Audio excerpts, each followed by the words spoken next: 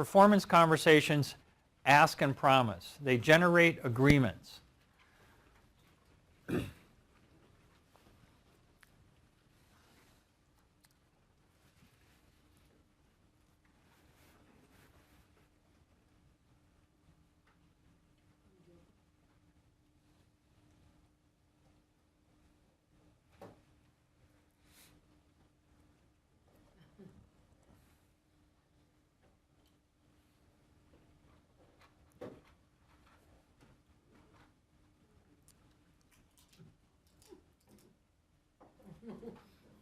This is about the only one where the boss is right.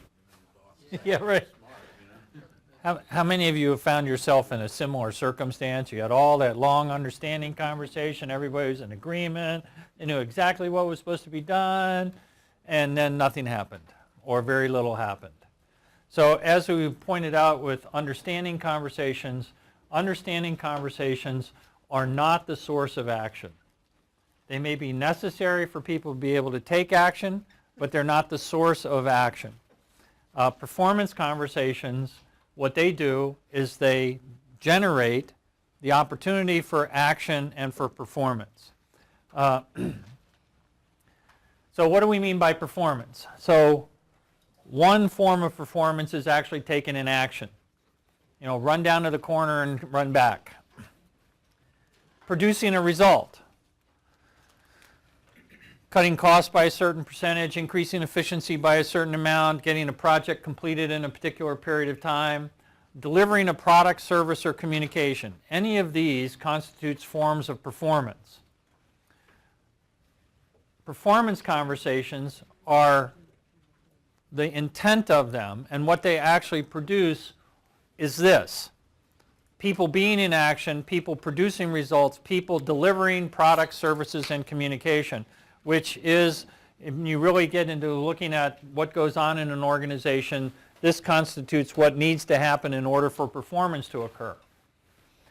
So this is a study done by the American Society of Training and Development, on the likelihood of someone taking action.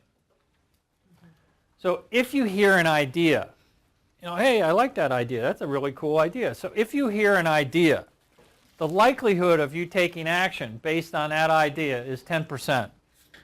So the odds are 9 to 1 against you doing anything. If you consciously decide to adopt it, I like that new exercise idea, I'm going to do that, that's really a good idea. The likelihood of you following through is 25%. So we're getting much better. The odds are only 3 to 1 against you doing what you thought of. If you decide when you will do it, so I like the idea, I'm going to actually adopt, I'm going to start it on Monday. This is like New Year's resolutions we're going through right here. If you decide when you'll do it, 40% chance that you'll actually take the action. So the odds are not quite 2 to 1, a little over 2 to 1 against you. If you plan how you will actually carry it out, now we start getting up, odds are even. But that's a lot of work. Now if you relate this part to conversations, this is all initiative and understanding conversations. So at best, if you have just initiative and understanding conversations, where you've gotten all the way down to if you plan how you will do it, even odds that something will happen. General Electric, when they first did their workout program, when they designed that, they did all this stuff. Extraordinary amount of work.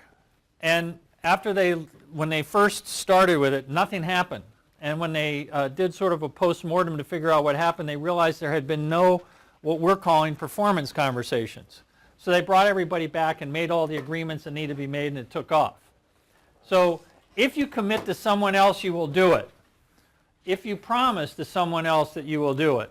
Notice that the odds are now better, and it's a 65% chance that you'll do it. Now, of course, that assumes you make the promise to someone who actually cares. If you just make the promise to anyone, this isn't going to hold up. So, up through understanding conversations, at best gives you even odds that someone will take action, which is not very reliable in the world that we work in today. So performance conversations create the foundation for performance.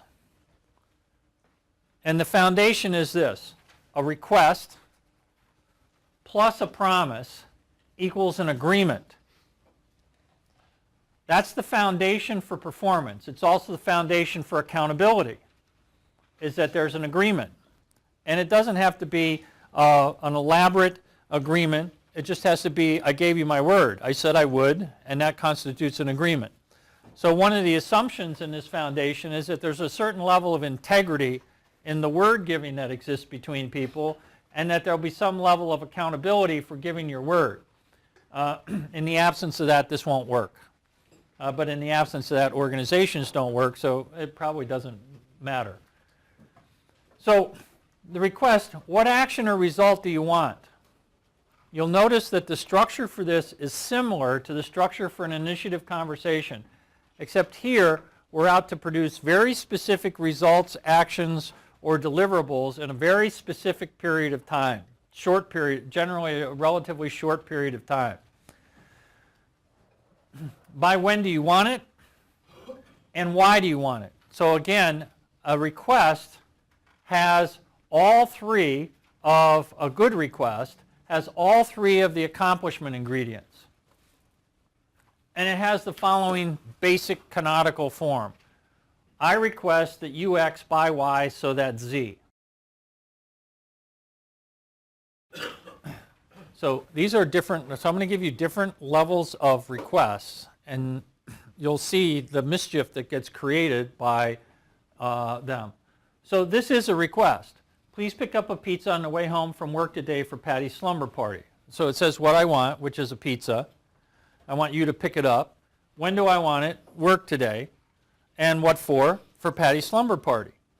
Now, what kind of mischief could you see happening with this one?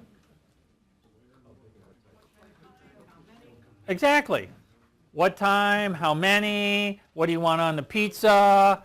You know, the assumption in this request is that when you come home from work today, that's at an established time, and that I know what the time is, and that you know that time. So if I say when you come home from work today, I assume that. And there's also an assumption in there about, you know something about what pizza should have on it and how many.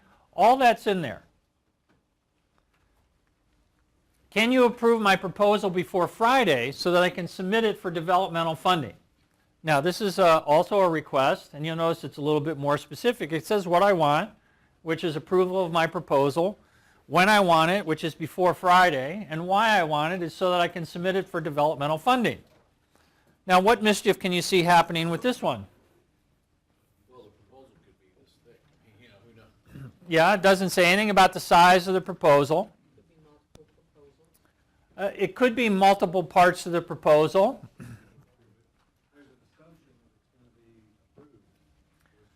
Well, it's asking for can you approve it, but what kind of mischief can you get in? It could be characteristic of what, but it's my proposal, and which Friday?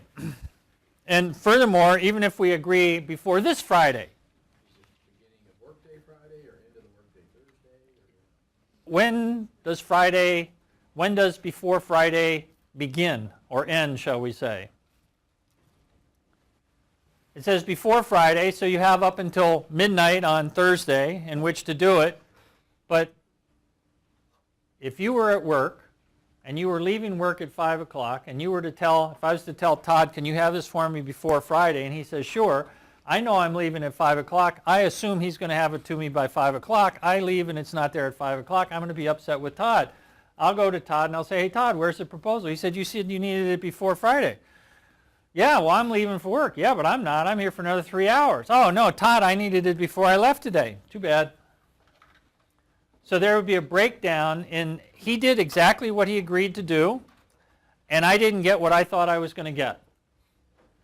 And that will become a source of a breakdown in our working relationship, and it will impact on both of us as we go forward. This is a much more explicit request.